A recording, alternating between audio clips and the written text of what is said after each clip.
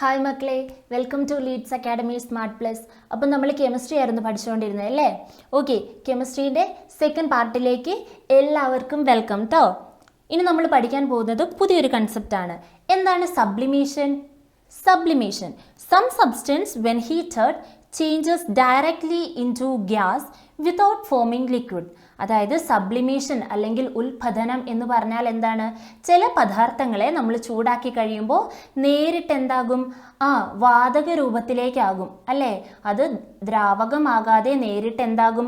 വാതക രൂപത്തിലേക്കാകും. ഈ പ്രോസസ്സിനെയാണ് എന്തെന്ന് പറയുന്നത്? സബ്ലിമേഷൻ എന്ന് പറയുന്നത്. എന്തെന്ന് പറയും? സബ്ലിമേഷൻ അല്ലെങ്കിൽ ഉത്പതനം എന്ന് പറയും. ചിലത് ചൂടാക്കി കഴിയുമ്പോൾ നമ്മൾ ഹീറ്റ് എനർജി കൊടുത്തു കഴിയുമ്പോൾ എന്ത് സംഭവിക്കും? ദ്രാവകമാകാതെ നേരിട്ട് എന്താകും? വാതക രൂപത്തിലേക്ക് മാറും. അങ്ങനെയുള്ളതിന് എക്സാമ്പിൾസ് ഏതൊക്കെയാ? ഒന്ന് ഓർത്ത് നോക്കിക്കേ. ഏത്? Naphthalene, iodine, dry ice, camphor, ഇതൊക്കെയാണ് ഏതിന് എക്സാമ്പിൾ? സബ്ലിമേഷന് എക്സാമ്പിൾ. ഉത്പതനം അല്ലെങ്കിൽ സബ്ലിമേഷൻ എക്സാമ്പിൾസ് ആണ് ഇതെല്ലാം. അടുത്തത് നമുക്ക് നോക്കാം, ഡിഫ്യൂഷൻ അല്ലെങ്കിൽ വ്യാപനം. എന്തായിരിക്കും വ്യാപനം? വ്യാപിക്കുക എന്നൊക്കെ പറയുന്നത്. ഇതിനൊക്കെ ഒരു അടിസ്ഥാനമുണ്ട് അല്ലേ? ചലന സ്വാതന്ത്ര്യമുള്ള കണികകൾ തമ്മിൽ പരസ്പരം കലരുന്നതിനെയാണ് എന്തെന്ന് പറയുന്നത്? വ്യാപനം അല്ലെങ്കിൽ ഡിഫ്യൂഷൻ എന്ന് പറയുന്നത്. It is A spontaneous mixing of particles having freedom of movement. അതായത് ചലന സ്വാതന്ത്ര്യമുള്ള എല്ലാ കണികകൾ തമ്മിൽ പരസ്പരം കലരുന്നതിനെ എന്തെന്ന് പറയും? ഡിഫ്യൂഷൻ അല്ലെങ്കിൽ വ്യാപനം എന്ന് പറയും അല്ലേ? അങ്ങനെയാണെങ്കിൽ ഡിഫ്യൂഷൻ നടക്കുന്നത് ഏത് സ്റ്റേറ്റിലായിരിക്കും? ഏറ്റവും കൂടുതൽ ഡിഫ്യൂഷൻ നടക്കുന്നത് ഏത് സ്റ്റേറ്റിലായിരിക്കും മക്കളെ? ഗേഷ്യസ് സ്റ്റേറ്റിലാണ് അല്ലേ? ഏറ്റവും കൂടുതൽ ചലന സ്വാതന്ത്ര്യം ആർക്കാണുള്ളത്? ഗ്യാസസിനാണുള്ളത്. അപ്പോൾ ഏറ്റവും കൂടുതൽ ഡിഫ്യൂഷൻ ആർക്കാണ് ഉണ്ടാകുക? ഏത് സ്റ്റേറ്റിലുണ്ടാകുക? ഗ്യാഷ്യസ് സ്റ്റേറ്റിലായിരിക്കും. ഗ്യാഷ്യസ് സ്റ്റേറ്റ് കഴിഞ്ഞ് തൊട്ട് താഴെ ആരിലുണ്ടാകും? ലിക്വിഡ് സ്റ്റേറ്റിലും ഉണ്ട് ഡിഫ്യൂഷൻ അല്ലേ? എന്നാൽ ഗ്യാഷ്യസ് സ്റ്റേറ്റിനേക്കാൾ കുറഞ്ഞ അളവിൽ മാത്രമേ ഡിഫ്യൂഷൻ ഏത് സ്റ്റേറ്റിൽ നടക്കുകയുള്ളൂ? ലിക്വിഡ് സ്റ്റേറ്റിൽ നടക്കുകയുള്ളൂ അല്ലേ? സോളിഡ്സിൽ ഡിഫ്യൂഷൻ നടക്കുമോ? ഇല്ല. കാരണം എന്താ? സോളിഡ്സിന് ചലന സ്വാതന്ത്ര്യം ഇല്ല അല്ലേ? അതേപോലെ തന്നെ ഡിഫ്യൂഷനെ ഡിപ്പെൻഡ് ചെയ്യുന്ന ഒരു കാര്യമാണ് എന്ത്? ചലന സ്വാതന്ത്ര്യം. അത് നമ്മൾ പറഞ്ഞു അല്ലേ? ചലന സ്വാതന്ത്ര്യമുള്ളവ തമ്മിൽ കലരുമ്പോൾ മാത്രമാണ് എന്ത്? ഡിഫ്യൂഷൻ നടക്കുന്നത്. അങ്ങനെയെങ്കിൽ ഡിഫ്യൂഷൻ എക്സാമ്പിൾസ് പറയാവോ? എന്തായിരിക്കും ഡിഫ്യൂഷൻ? അല്ലെങ്കിൽ ഡിഫ്യൂഷൻ്റെ ഒരു എക്സാമ്പിൾ പറയാൻ വേണ്ടി പറ്റുമോ നിങ്ങൾക്ക്? നമ്മൾ ടൗണിൽ കൂടെ ഇങ്ങനെ നടക്കുകയാണ് അല്ലേ? ടൗണിൽ കൂടെ നടക്കുമ്പോൾ ഒരു ഹോട്ടലിൻ്റെ മുന്നിലെത്തി. നല്ല സ്മെല്ല് വരുന്നുണ്ട്. എന്തിൻ്റെയൊക്കെ സ്മെല്ല് വരുന്നുണ്ട് നോക്കിക്കേ. ബിരിയാണീൻ്റെ സ്മെല്ലുണ്ട്, പിന്നെ എന്താ ഉച്ചയ്ക്കത്തെ ചോറിൻ്റെ സ്മെല്ലുണ്ട്, എണ്ണയിൽ പഴംപൊരിയൊക്കെ ഇങ്ങനെ പൊരിച്ചെടുക്കുന്ന സ്മെല്ല് വരുന്നുണ്ട് ഇല്ലേ? ഇതൊക്കെ എന്തായിരിക്കും അങ്ങനെ സ്മെല്ല് വരുന്നത്? അവിടെ നടക്കുന്നത് എന്താണ്? ഡിഫ്യൂഷൻ അല്ലേ? ഫുഡിൻ്റെ സ്മെല്ല് ഇങ്ങനെ വായുവിലൂടെ കലർന്ന് വരുന്ന അങ്ങനെയാണ് നമുക്ക് എന്ത് ചെയ്യുന്നത്? അതിൻ്റെ സ്മെല്ല് കിട്ടുന്നത്. ആ പ്രക്രിയ എന്താണ്? ഡിഫ്യൂഷൻ ആണ് അല്ലേ? അതേപോലെ തന്നെയാണ് ഫ്രൂട്ട്സിൻ്റെ സ്മെല്ലൊക്കെ സ്പ്രെഡ് ആകുന്നത് അല്ലേ? മാമ്പഴക്കാലത്ത് നല്ല മാങ്ങയുടെ മണമൊക്കെ വരും, പഴുത്ത മാങ്ങയുടെ മണം. ഇതിനൊക്കെ കാരണം എന്താണ്? ഡിഫ്യൂഷൻ ആണ്. അതേപോലെ സ്പ്രേ നമ്മൾ അടിക്കൂലേ? കോളേജിലും സ്കൂളിലൊക്കെ പോകാൻ നേരത്ത് നമ്മൾ എന്ത് ചെയ്യും? കുപ്പി അങ്ങ് തുറക്കും, അടിക്കും അല്ലേ? അടിക്കുമ്പോൾ എന്താണ്? റൂം ഫുള്ള് സ്മെല്ല് വരും, നമ്മുടെ മേത്ത് സ്മെല്ലുണ്ടാവും അല്ലേ? അതിന് കാരണം എന്താണ്? ഡിഫ്യൂഷൻ. ആ പ്രോസസ്സിന് എന്തെന്ന് പറയും? ഡിഫ്യൂഷൻ. ഓക്കെ അല്ലേ? ഓക്കെ, ദെൻ നമ്മൾ അടുത്ത പോർഷനിലേക്ക് പോവുകയാണ്, പ്യുവർ സബ്സ്റ്റൻസും മിക്സ്ചേഴ്സും. എന്തായിരിക്കും പ്യുവർ സബ്സ്റ്റൻസ് ആൻഡ് മിക്സ്ചേഴ്സ്? ശുദ്ധ പദാർത്ഥവും മിശ്രിതവും. എന്തായിരിക്കും? ശുദ്ധമെന്ന് പറയുമ്പോൾ പ്യൂരിഫൈഡ്, ക്ലീൻ ആയിട്ടുള്ളതിനെയാണോ നമ്മൾ ശുദ്ധപദാർത്ഥം എന്ന് പറയുന്നത്? ആണോ? നോക്കാം അല്ലേ അങ്ങനെയുള്ളതാണോ എന്ന്. ഓക്കെ, എന്തായിരിക്കും പ്യുവർ സബ്സ്റ്റൻസ്? ഒരേ സ്വഭാവമുള്ള കണികകൾ ചേർന്നുണ്ടാകുന്നതാണ് എന്ത്? പ്യുവർ സബ്സ്റ്റൻസ് അല്ലേ? പ്യുവർ സബ്സ്റ്റൻസിന് ടീച്ചർ ഇവിടെ കുറച്ച് എക്സാമ്പിൾസ് കൊടുത്തിട്ടുണ്ട്. ഗോൾഡ്, ഡയമണ്ട്, അതേപോലെ സാൾട്ട്, സിൽവർ, ഇതൊക്കെയാണ് പ്യുവർ സബ്സ്റ്റൻസിന് എക്സാമ്പിൾസ്. അതായത് ഈ സാൾട്ടിൻ്റേത് തന്നെ സ്വഭാവമല്ലേ ഉണ്ടാവുക? സാൾട്ടിന് ഡയമണ്ടിന് സ്വഭാവം ഉണ്ടാവുമോ? ഇല്ല. അങ്ങനെയുള്ള ഒരേ സ്വഭാവമുള്ള കണികകളെ കൊണ്ട് നിർമ്മിക്കപ്പെട്ടവയാണ് നമ്മൾ എന്തെന്ന് പറയുന്നത്? പ്യുവർ സബ്സ്റ്റൻസ് എന്ന് പറയുന്നത്. എങ്കിൽ മിശ്രിതങ്ങൾ എന്തായിരിക്കും? നമ്മൾ തിന്നുന്ന മിക്സറാ? അതൊരു മിക്സ്ചറാണ് അല്ലേ? അതിലെന്തൊക്കെ ഉണ്ടാകും? കടലയുണ്ടാകും, അതേപോലെ തന്നെ നീളത്തിലുള്ള സാധനം ഉണ്ടാകും, വെളുത്തുള്ളി, പിന്നെ എന്താണ്, കറിവേപ്പില, എല്ലാ സാധനങ്ങളും ഉണ്ട്. മിക്സറിൻ്റെ തന്നെ പല വെറൈറ്റീസും നമ്മൾ കാണും അല്ലേ, പല പല സാധനങ്ങളും അതിലുണ്ടാകും. അതുപോലെ തന്നെയാണ് എന്ത് മിക്സ്ചേഴ്സ് എന്ന് പറയുന്നത്. എന്താ, ഡിഫറെൻറ്റ് പാർട്ടിക്കിൾസ് ചേർന്ന് അല്ലെങ്കിൽ ഒരു വ്യത്യസ്ത സ്വഭാവമുള്ള കണികകൾ തമ്മിൽ ചേർന്നുണ്ടാകുന്നതാണ് എന്ത് മിക്സ്ചേഴ്സ് എന്ന് പറയുന്നത്. മിക്സ്ചേഴ്സിന് എക്സാമ്പിൾ എന്തൊക്കെയാ, ഷുഗർ സൊല്യൂഷൻ. എന്തൊക്കെ ഉണ്ടാകും ഷുഗർ സൊല്യൂഷനിൽ? ഷുഗർ പ്ലസ് വാട്ടർ ആണ് എന്ത് ഷുഗർ സൊല്യൂഷൻ. അതേപോലെ സാൾട്ട് സൊല്യൂഷൻ, സാൾട്ടും ഉണ്ട് വാട്ടറും ഉണ്ട് അല്ലേ. വെള്ളത്തിൻ്റെ സ്വഭാവവും ഉണ്ടാകും, ഉപ്പിൻ്റെ സ്വഭാവവും ഉണ്ടാകും. മഡ് വാട്ടർ, ചെളി വെള്ളത്തിൽ എന്തൊക്കെ ഉണ്ടാകും മക്കളെ? ചെളി, ചരള്, കല്ല് എല്ലാം ഉണ്ടാകും അല്ലേ. ചെളിവെള്ളത്തിൽ പല സാധനങ്ങളുണ്ടാകും, പല സ്വഭാവമുള്ള കണികകൾ ഉണ്ടാകും. അപ്പോൾ പ്യുവർ സബ്സ്റ്റൻസും മിക്സ്ചേഴ്സും മക്കൾക്ക് മനസ്സിലായില്ലേ? ഓക്കെ, ദെൻ നമ്മൾ ചില സെപ്പറേഷൻ ഓഫ് മിക്സ്ചേഴ്സ്, നമുക്ക് ഈ മിക്സ്ചേഴ്സിനെ നമുക്ക് സെപ്പറേറ്റ് ചെയ്യാൻ വേണ്ടി പറ്റും. എങ്ങനെയാ? അതിലടങ്ങിയിരിക്കുന്ന ഘടകങ്ങളുടെ സ്വഭാവം അനുസരിച്ച് മിക്സ്ചേഴ്സിനെ നമുക്ക് എന്ത് ചെയ്യാൻ വേണ്ടി പറ്റും? സെപ്പറേറ്റ് ചെയ്ത് എടുക്കാൻ വേണ്ടി പറ്റും. എങ്ങനെയായിരിക്കും സെപ്പറേറ്റ് ചെയ്യുക? നിങ്ങൾ ഡെയിലി ലൈഫിൽ എന്തൊക്കെ മിക്സ്ചേഴ്സാണ് സെപ്പറേറ്റ് ചെയ്തെടുക്കുന്നത്? ഒന്ന് ഓർത്ത് നോക്കിക്കേ. രാവിലെ തന്നെ കണ്ണും തിരുമ്മി വരുമ്പോൾ എന്താ കാണുക? അമ്മ ഇങ്ങനെ ചായ അരിക്കുന്നതായിരിക്കും കാണുക അല്ലേ. കണ്ടിട്ടില്ലേ നിങ്ങൾ ചായ അരിക്കുന്നത്? ചായ ഇങ്ങനെ അരിപ്പിയൊക്കെ വെച്ചിട്ട് അരിച്ചെടുക്കുന്നതാണ്. എന്നിട്ട് എന്തൊക്കെയാണ് മാറ്റുന്നത്? ചായ മാറ്റി വെക്കും, ചായച്ചണ്ടി അല്ലെങ്കിൽ ചായപ്പൊടി എന്ത് ചെയ്യുക, അരിച്ച് നമ്മൾ കളയും ഇല്ലേ. അതൊരു സെപ്പറേഷൻ അല്ലേ, നിങ്ങൾ കാണുന്നല്ലേ ഡെയിലി ലൈഫിൽ. എന്തുകൊണ്ടാണ് നമ്മൾ അവിടെ ചായ അരിക്കാൻ അരിപ്പി ഉപയോഗിക്കുന്നത്?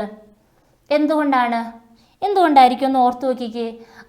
ചായപ്പൊടി അല്ലെങ്കിൽ ചായച്ചണ്ടിയുടെ സൈസിൽ വ്യത്യാസം അല്ലേ, അത് അരിപ്പയിലൂടെ താഴേക്ക് പോകൂല. അതുകൊണ്ട് നമുക്ക് സുഖമായിട്ട് അരിപ്പ വെച്ച് അരിച്ചെടുക്കാൻ വേണ്ടി പറ്റും ഇല്ലേ.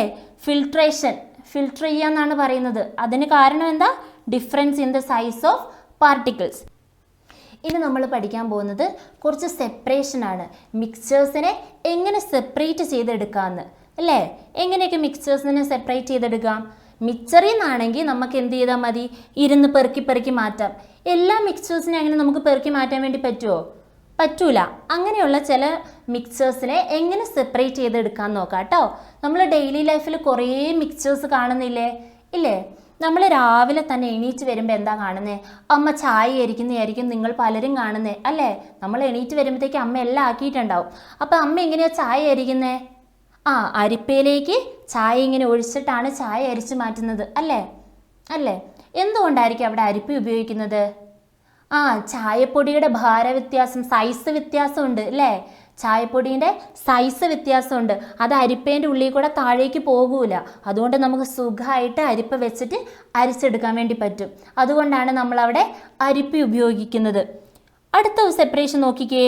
Common salt from sea water, അതായത് സാദാ ഉപ്പ് നമ്മൾ എങ്ങനെയാണ് കടൽ വെള്ളത്തിൽ നിന്ന് മാറ്റിയെടുക്കുന്നത്, അല്ലെങ്കിൽ ഉപ്പ് എങ്ങനെയാണ് ഉണ്ടാക്കിയെടുക്കുന്നത്? ഇവാപ്രേഷൻ നടത്തിക്കൊണ്ടാണ്. എങ്ങനെയാണ് ഇവാപ്രേഷൻ അവിടെ സാധ്യമാകുന്നത് മക്കളെ? ഉപ്പ്, കടൽ വെള്ളത്തിന് ഉപ്പുണ്ട് അല്ലേ, അതിൽ നിന്ന് നമ്മൾ ഉപ്പ് മാറ്റിയെടുക്കുകയാണ്. വെള്ളത്തിന് എന്തുണ്ട്? ബാഷ്പീകരണ സ്വഭാവമുണ്ട്. വെള്ളത്തിന് ബാഷ്പീകരണ സ്വഭാവം ഉള്ളത് കൊണ്ട് തന്നെ എന്ത് ചെയ്താൽ മതി? വെള്ളം ബാഷ്പീകരിച്ചു പോകും. അപ്പോൾ ഉപ്പ് എന്ത് ചെയ്യും? അവിടെ നിലനിൽക്കും. അങ്ങനെയാണ് നമ്മൾ എന്ത് ചെയ്യുന്നത്? കടൽ വെള്ളത്തിൽ നിന്നും ഉപ്പ് വേർതിരിച്ചെടുക്കുന്നത്. മൂന്നാമത്തേതൊന്ന് നോക്കിക്കേ. ചാഫ് ഫ്രം പാടി. എന്താ? നെല്ലിൽ നിന്നും പതിരെങ്ങനെ മാറ്റിയെടുക്കുന്നു? എങ്ങനെയാണ് നെല്ലിൽ നിന്ന് പതിര് മാറ്റിയെടുക്കുന്നത്? പേറ്റുമാണ് ചെയ്യുന്നത് അല്ലേ. ഇങ്ങനെ പേറ്റൊന്നും കണ്ടിട്ടില്ലേ? കല്ലും മണ്ണൊക്കെ പെറുക്കി മാറ്റുക എന്ന് പറയുന്നത് കേട്ടിട്ടില്ലേ അമ്മച്ചിമാരൊക്കെ? അതിങ്ങനെ പേറ്റിയെടുക്കുന്നതിന് കാരണം എന്താണ്? അവരുടെ ഭാരവ്യത്യാസം അല്ലേ. അതിങ്ങനെ പേറ്റി കഴിയുമ്പോൾ എന്ത് ചെയ്യും? പതിരൊക്കെ ഇങ്ങനെ പറന്നു പോകും. നെല്ലെന്ത് ചെയ്യും? നമ്മുടെ മുറം, അതാണ് നമ്മൾ പേറ്റാൻ വേണ്ടി ഉപയോഗിക്കുന്നത് അല്ലേ. മുറത്തിൽ നെല്ലൊക്കെ അവിടെ ഉണ്ടാകും. അതൊരു സെപ്പറേഷനാണ്. പിന്നെയോ iron powder from A mixture of iron powder and aluminium powder. Iron പൗഡറും അലുമിനിയം പൗഡറും ഉള്ള ഒരു മിക്സറിൽ നിന്ന് അയൺ പൗഡർ സെപ്പറേറ്റ് ചെയ്തെടുക്കണം. എങ്ങനെ സെപ്പറേറ്റ് ചെയ്യും? അയൺ പൗഡർ സെപ്പറേറ്റ് ചെയ്യാൻ എളുപ്പമാണ് അല്ലേ. മാഗ്നറ്റ് ഒന്ന് വെച്ച് കൊടുത്താൽ മതി. അയണിലേക്ക് എല്ലാം എന്ത് ചെയ്യും? അട്രാക്ട് ചെയ്തിരിക്കും അല്ലേ. അയണിന് അങ്ങനെ ഒരു പ്രോപ്പർട്ടി ഉണ്ട്. അയണിൻ്റെ മാഗ്നറ്റിക് പ്രോപ്പർട്ടി ഉള്ളത് കൊണ്ട് തന്നെ അയൺ പൗഡറും അലുമിനിയം പൗഡറും ഉള്ള ഒരു മിക്സറിൽ നിന്ന് അയൺ പൗഡറിനെ സെപ്പറേറ്റ് ചെയ്തെടുക്കാൻ എന്ത് കാണിച്ചാൽ മതി? ജസ്റ്റ് ഒന്ന് നമുക്ക് മാഗ്നറ്റ് കാണിച്ചാൽ മതി അല്ലേ. സയൻറ്റിഫിക്കലി എങ്ങനെയാണ് മിക്സ്ചേഴ്സിനെ സെപ്പറേറ്റ് ചെയ്തെടുക്കുന്നതെന്നാണ് ഇനി നമ്മൾ നോക്കുന്നത്. ഫസ്റ്റാണ് ഡിസ്റ്റിലേഷൻ അല്ലെങ്കിൽ സ്വേദനം എന്ന് പറയും. ഡിസ്റ്റിലേഷൻ അല്ലെങ്കിൽ സ്വേദനം എങ്ങനെയുള്ള പദാർത്ഥങ്ങൾക്കാണ് നമ്മൾ ഈ ഡിസ്റ്റിലേഷൻ ഉപയോഗിക്കുന്നതെന്ന് നോക്കാം. When one component of a mixture is volatile and other do not vaporize, അതായത് ഒരു മിശ്രിതത്തിൽ അടങ്ങിയിരിക്കുന്ന പദാർത്ഥങ്ങളിൽ ഒന്നിന് എന്തുണ്ട്, ബാഷ്പീകരണ സ്വഭാവവും ഒന്നിന് ബാഷ്പീകരണ സ്വഭാവം ഇല്ലെങ്കിൽ അത്തരത്തിലുള്ള മിശ്രിതത്തെ വേർതിരിച്ചെടുക്കാൻ ഏതുപയോഗിച്ചാൽ മതി? ഡിസ്റ്റിലേഷൻ ഉപയോഗിച്ചാൽ മതി. അതുപോലെ തന്നെയാണ് തിളനിലയിൽ വലിയ വ്യത്യാസമുള്ള മിശ്രിതങ്ങളെ വേർതിരിച്ചെടുക്കാൻ ഏതുപയോഗിച്ചാൽ മതി? ഡിസ്റ്റിലേഷൻ അല്ലെങ്കിൽ സ്വേദനം ഉപയോഗിച്ചാൽ മതി. വാട്ടറും അസറ്റോണുമുള്ള ഒരു സൊല്യൂഷനിൽ നിന്ന് അല്ലെങ്കിൽ ഒരു മിക്സ്ചറിൽ നിന്ന് വാട്ടറിനെ സെപ്പറേറ്റ് ചെയ്തെടുക്കാൻ വേണ്ടി എന്തുപയോഗിക്കണം? ഡിസ്റ്റിലേഷൻ ഉപയോഗിക്കണം. വാട്ടറിൻ്റെ തിളനില എത്രയാണ് മക്കളെ? വാട്ടറിൻ്റെ തിളനില 100 ഡിഗ്രി സെൽഷ്യസ് ആണ്. അസറ്റോണിൻ്റെയോ 56 ഡിഗ്രി സെൽഷ്യസ് ആണ്. അങ്ങനെയുള്ള തിളനിലയിൽ വലിയ വ്യത്യാസമുള്ളവയെ സെപ്പറേറ്റ് ചെയ്തെടുക്കാൻ ഏതുപയോഗിച്ചാൽ മതി? ഡിസ്റ്റിലേഷൻ ഉപയോഗിച്ചാൽ മതി. അടുത്തതാണ് ഫ്രാക്ഷണൽ ഡിസ്റ്റിലേഷൻ അല്ലെങ്കിൽ അംശിക സ്വേദനം എന്ന് പറയുന്നത്. തിളനിലയിൽ ചെറിയ വ്യത്യാസമുള്ള മിശ്രിതങ്ങളിൽ നിന്ന് ഘടകങ്ങളെ വേർതിരിച്ചെടുക്കാൻ ഉപയോഗിക്കുന്ന രീതിയാണെന്ത്? ഫ്രാക്ഷണൽ ഡിസ്റ്റിലേഷൻ അല്ലെങ്കിൽ അംശീയ സ്വേദനം എന്ന് പറയുന്നത്. ഇവിടെ നോക്കിക്കോ, എത്തനോളും മെത്തനോളും ഉള്ള ഒരു സൊല്യൂഷനിൽ നിന്നും ഇവയെ വേർതിരിച്ചെടുക്കാൻ ഏതുപയോഗിച്ചാൽ മതി? Fractional distillation. ഇവരുടെ തിളനില എത്രയാ? എത്തനോളിൻ്റെ 78 ഡിഗ്രി സെൽഷ്യസും മെത്തനോളിൻ്റെ 65 ഡിഗ്രി സെൽഷ്യസുമാണ്. ഇവർ തമ്മിൽ വലിയ വ്യത്യാസമുണ്ടോ? ഇല്ല. അങ്ങനെയുള്ള മിശ്രിതങ്ങളിൽ നിന്ന് അവയുടെ ഘടകങ്ങളെ വേർതിരിച്ചെടുക്കാൻ ഏതുപയോഗിക്കണം? ഫ്രാക്ഷണൽ ഡിസ്റ്റിലേഷൻ ഉപയോഗിക്കണം. അടുത്തത് നോക്കിക്കേ, സെപ്പറേറ്റിംഗ് ഫണൽ. എന്തായിരിക്കും സെപ്പറേറ്റിംഗ് ഫണൽ? എങ്ങനെയുള്ള മിശ്രിതങ്ങളെ വേർതിരിച്ചെടുക്കാനായിരിക്കും ഉപയോഗിക്കുക? നോക്കാം അല്ലേ. Separating immiscible liquids from their mixtures, അതായത് പരസ്പരം കലരാത്ത പദാർത്ഥങ്ങളെ ഒരു മിശ്രിതത്തിൽ നിന്ന് വേർതിരിച്ചെടുക്കാൻ ഏതാണ് ഉപയോഗിക്കുന്നത്? Separating funnel. അങ്ങനെയുള്ള പരസ്പരം കലരാത്ത മിശ്രിതങ്ങൾ ഏതായിരിക്കും മക്കളെ? വെള്ളവും കെറോസിൻ, അതായത് മണ്ണെണ്ണയും വെള്ളവും കൂടി ഒഴിച്ചു നോക്കുക. അവ തമ്മിൽ നല്ലോണം കുലിക്കാൽ എന്താണ്? തമ്മിൽ കലരുവോ? ഇല്ല. തമ്മിൽ കലരാത്തതിനെ എന്ത് ചെയ്താൽ മതി? സെപ്പറേറ്റിംഗ് ഫണൽ ഉപയോഗിച്ച് നമുക്ക് എന്ത് ചെയ്യാൻ പറ്റും? വേർതിരിച്ചെടുക്കാൻ വേണ്ടി പറ്റും. ഇവിടെ ഒരു ഇത് കണ്ടോ, ഇതാണ് സെപ്പറേറ്റിംഗ് ഫണൽ എന്ന് പറയുന്നത്. ഈ ഫിഗറാണ് സെപ്പറേറ്റിംഗ് ഫണൽ. ഇതിൽ മുകളിൽ കിടക്കുന്നത് എന്തായിരിക്കും? മുകളിൽ കിടക്കുന്നത് കെറോസിൻ ആയിരിക്കും. താഴെയോ? വാട്ടർ. എന്തായിരിക്കും ഇതിന് കാരണം? ഇവരുടെ ഡെൻസിറ്റിയിലുള്ള വ്യത്യാസമാണ് ഇവരിങ്ങനെ കലരാതിരിക്കുന്നതിന് കാരണം. ഇവിടെ ഒരു നോബുണ്ട്. ഇതിങ്ങനെ തിരിച്ചു കഴിഞ്ഞാൽ അടിയിൽ കിടക്കുന്ന ലിക്വിഡ് ഈ താഴേക്കൂടെ ഇങ്ങനെ പോന്നോളും. അപ്പോൾ നമുക്കൊരു ബീക്കറിൽ അത് കളക്ട് ചെയ്യാൻ വേണ്ടി പറ്റും. ഇത് കളക്ട് ചെയ്ത് കഴിഞ്ഞ് അടുത്ത ബീക്കറിൽ നമുക്ക് എന്ത് ചെയ്യാൻ പറ്റും? മുകളിൽ കിടക്കുന്ന ദ്രാവകം എന്ത് ചെയ്യാൻ പറ്റും? കളക്ട് ചെയ്യാൻ വേണ്ടി പറ്റും. അപ്പോൾ സെപ്പറേറ്റിംഗ് ഫണൽ എങ്ങനെയുള്ള മിശ്രിതങ്ങളിൽ നിന്ന് ഘടകങ്ങളെ വേർതിരിക്കാനാണ് ഉപയോഗിക്കുന്നത്?